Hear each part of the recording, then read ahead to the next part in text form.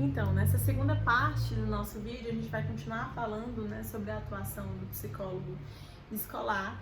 E aí, revisando um pouquinho do que nós falamos na primeira parte, a gente tem que a nossa atuação, muitas vezes, acaba sendo falha por ter uma formação também falha, né? Que muitas vezes não nos dá ou não nos oferece um referencial teórico consistente para que a gente possa subsidiar a nossa prática. Até porque na nossa história a gente teve muita confusão com relação às teorias, né? Quais teorias utilizar, qual a teoria que estava certa, qual a teoria que não estava dando certo.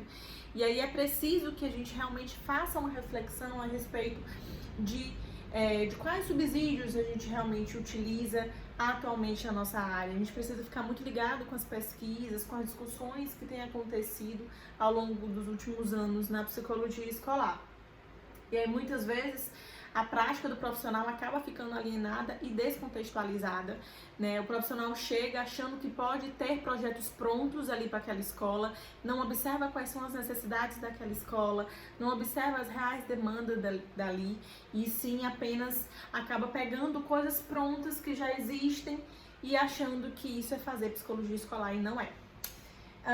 E acaba também caindo no erro lá que a gente conversou em sala de aula, inclusive, de teorias de antes, achando que a psicologia vai dar conta de tudo e tendo uma atuação unilateral, sem conversar, sem se articular com uma equipe interdisciplinar, né? Então, uma equipe, se fala multidisciplinar, na verdade, a palavra ideal é interdisciplinar, porque é a conversa, é o compartilhamento das teorias, é o compartilhamento das vivências, das práticas, né? Então, um ajudando o outro a colaborar para esse processo educativo. Então, a psicologia sozinha, ela não consegue fazer, né, tudo. Pelo contrário, ela precisa das outras áreas de atuação, ela precisa dos outros agentes que estão ali dentro da escola para poder entender o que está acontecendo e conseguir atuar da melhor maneira possível, mas é construindo isso, é construindo uma prática, não é pegando nada pronto e só jogando.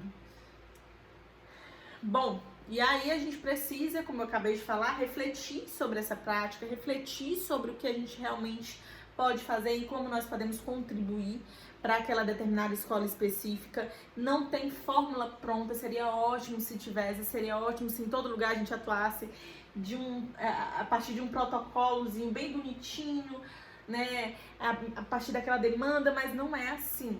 A gente precisa se apropriar e entender o funcionamento daquela escola especificamente, e da cultura do local, enfim. Do perfil dos alunos, do perfil de gestão, para que a gente possa contribuir da melhor maneira possível, né? E também, obviamente, a gente precisa estar ligado nas novas pesquisas, estar ligado no que está acontecendo dentro da área de psicologia escolar, para que a gente possa atuar da melhor maneira possível e atuar de uma maneira realmente eficiente. E aí a gente vai falar sobre as atribuições, né? As atribuições tradicionais, o que a gente já traz de algum tempo e quais são as atribuições emergentes, o que tem surgido ao longo das discussões aí acerca da psicologia escolar nos últimos anos. Então, como atuação tradicional, a gente tem avaliação, diagnóstico, atendimento e encaminhamento de alunos com dificuldades escolares. Isso vai desde quando a psicologia escolar começou aqui no Brasil, aquele modelo mais clínico, né? Um modelo pautado mais nesse processo remediativo. Então, é uma atuação tradicional, ela não deixou de existir, ela continua existindo, mas ela não pode ser a única, certo?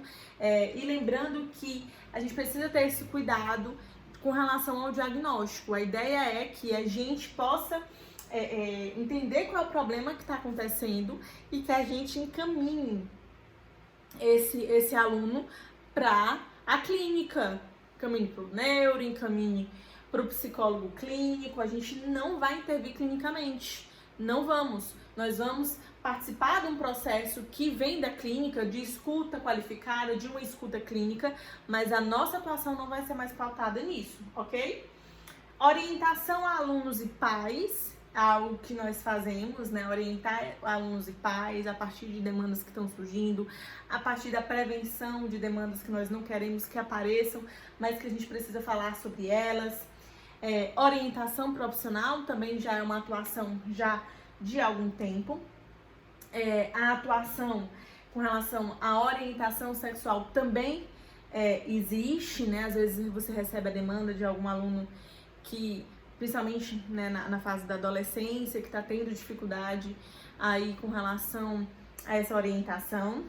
Formação e orientação de professores, super importante, principalmente em tempos de descoberta de novos transtornos, descoberta de novas problemáticas que envolvem a psicologia, mas que são inclusive mais amplas no que diz respeito a que vão interferir nos processos educativos, por exemplo, os processos de aprendizagem, certo?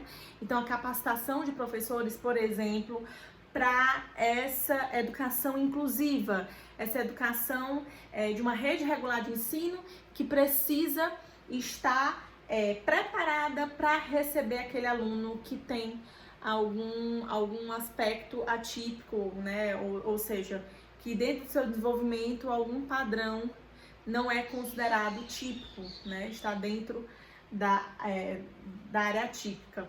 E aí, dentro disso é que a gente precisa orientar, por exemplo, esses professores para que estejam preparados para como receber, qual olhar que eles precisam ter para esses novos alunos. É um exemplo.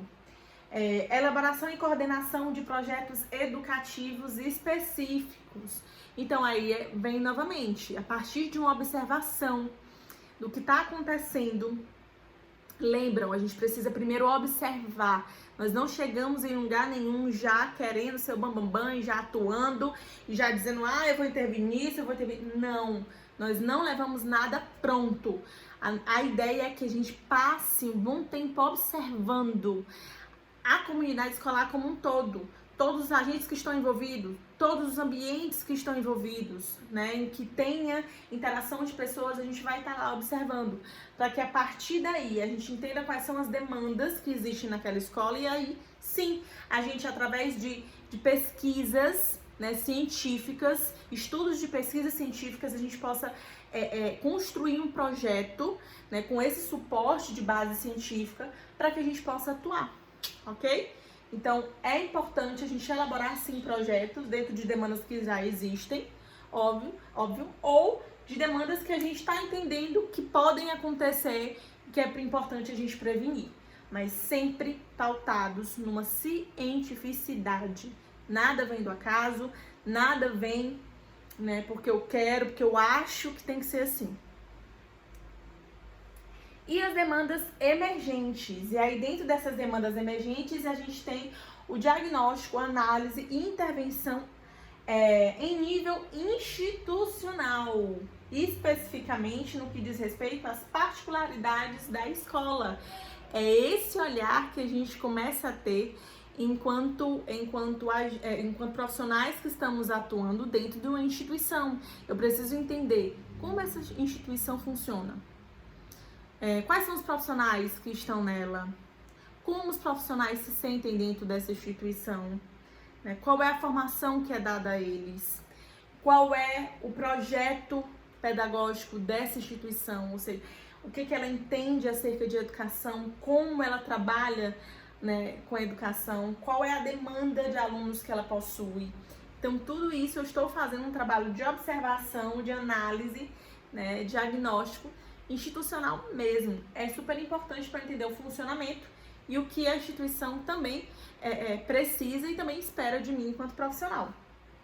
Participação na construção, no acompanhamento e na avaliação dessa proposta pedagógica. Sim, nós podemos participar dessa construção ou na reavaliação dela, nessa reconstrução dessa proposta, desse projeto político-pedagógico da escola. E é super legal porque aí a gente pode dar esse olhar mais sensível, trazer esse olhar mais para a comunidade escolar como um todo, esse olhar mais sensível diante das demandas que realmente existem atualmente, certo? Das demandas que podem estar acontecendo naquela escola. Então é super importante que a gente participe e é muito legal quando a escola nos dá abertura para isso. Nem sempre isso acontece, infelizmente, né? Porque como eu já falei, muitos acham que a gente está querendo se meter onde não é chamado, mas vocês estão vendo aqui, é nossa atribuição, sim, e é importante que participemos, sim. Certo? Na próxima parte, no próximo vídeo, a gente vai continuar falando sobre essas atribuições emergentes, discutindo um pouquinho do que nós fazemos atualmente dentro da psicologia escolar. Espero vocês lá!